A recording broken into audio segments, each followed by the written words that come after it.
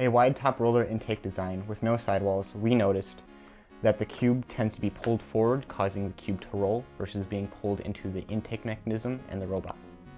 This is because the carpet provides too much friction with the cube. So if you use a low friction surface on the bottom, like a polycarbonate, it will slide in much easier to the robot. We also noticed that you want sidewalls to help control how the cube comes into the robot. Otherwise, the cube could come in at any angle, which could become problematic to control, lift, and manipulate the cube. You also need to account for how to use the cube if it's on its side at 13 inches or if it's normal at 11 inches, and provide enough down pressure that the cube is pulled in, but not too much that the motor stall and you cannot pull it in.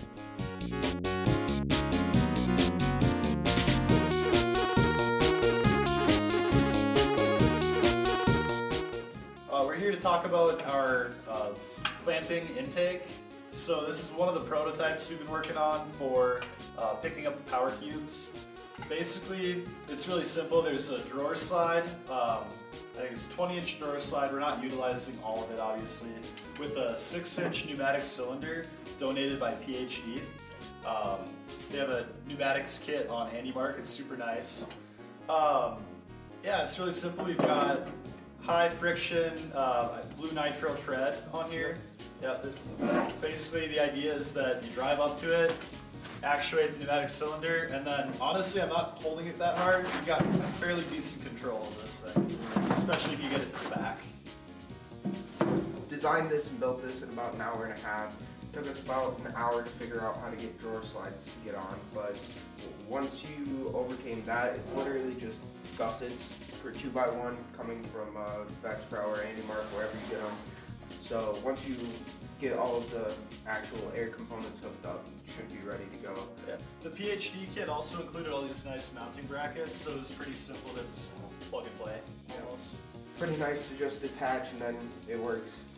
The intake is the most important mechanism after your drivetrain that will separate the teams who are good and the teams who are great. The Greenhorns Ri3D team is proudly sponsored by HandyMark, who provides us with a specialized kit to build a robot fit for this year's game. Robotics, who provided us with LED components, spark motor controllers, and a linear motion kit. The Ri3D team that made this entire event possible. Becker High School and FRC team of 4607 CIS, who graciously hosts us during this event. And NDSU Student Government, who provides us with funding. Now, back to our regularly scheduled program. So we went with this design initially because the beauty of it is it can intake without the driver ever having to do any instruction to the robot. It can intake from multiple directions and the wheels will always wrap themselves around the crate.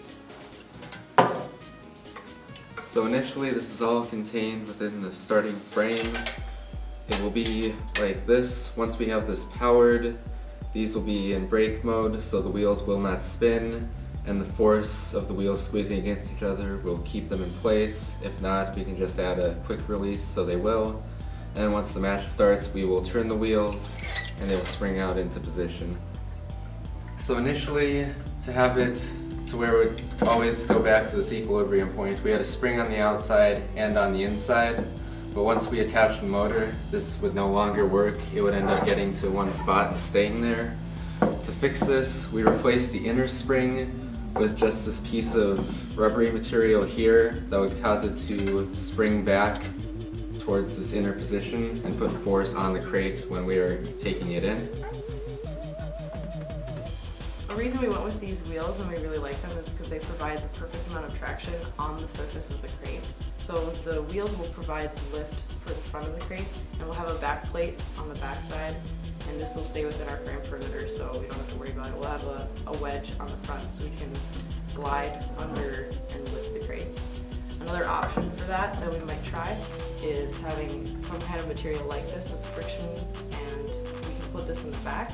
So when we drive the crate in, it'll wedge into that friction-like surface and we can still lift.